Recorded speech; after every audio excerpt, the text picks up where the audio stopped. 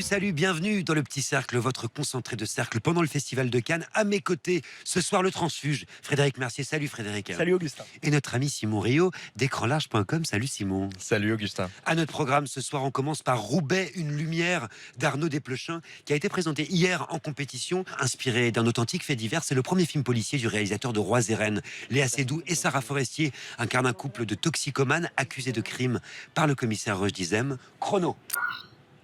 Sur le papier, il faut quand même le dire, Simon, on dirait pas vraiment un film de Desplechin. On dirait pas un film de Desplechin parce que il y a un côté documentaire auquel il nous avait pas habitués. Mais il faut pas oublier que Desplechin, il a toujours aimé, il a toujours adoré hybrider ses films et distiller plein de petites pastilles de genres différents à l'intérieur. Donc il y a une curiosité chez lui qu'on retrouve ici et qui joue à plein. Et aussi, ce qui est très intéressant, là où on retrouve Desplechin, c'est qu'il va distiller progressivement un peu de romanesque dans son écriture et surtout, au final, ces deux policiers qui interrogent deux femmes. Finalement, ce sont deux échos de Desplechin à des âges différents qui discutent de mise en scène et de comment on écrit et comment on écrit des protagonistes. Ça a dû vous plaire, ça, Frédéric? Bah non, ça m'a déçu. Alors, bon, c'est un film de Desplechin, c'est toujours un peu tangant, mais je trouve d'abord que le film commence comme un polar, et je trouve que le polar est raté.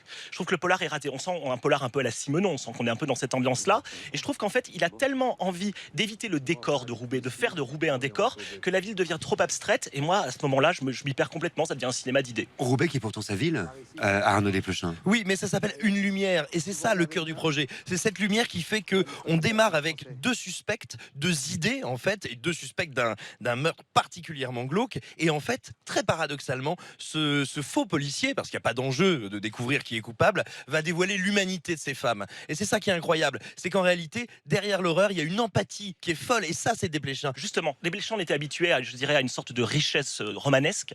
Et là, c'est tellement resserré sur des personnages qui sont typés, qui sont tellement typés dans une position et qui ne bougent pas pendant tout le film. C'est vrai, Sarah Forestier, elle accomplit un truc qui est absolument Mais on gigantesque.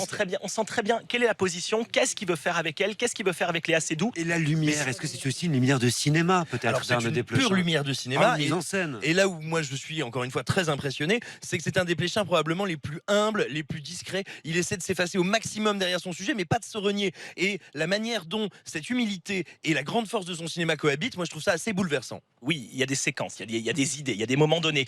Par exemple, il joue toujours sur les dissonances avec la musique. On sent qu'il joue aussi sur la dissonance dans le montage.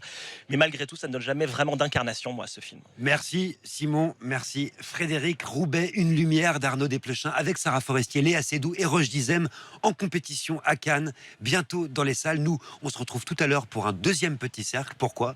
Parce qu'on est comme ça. Les gens sont pas cons.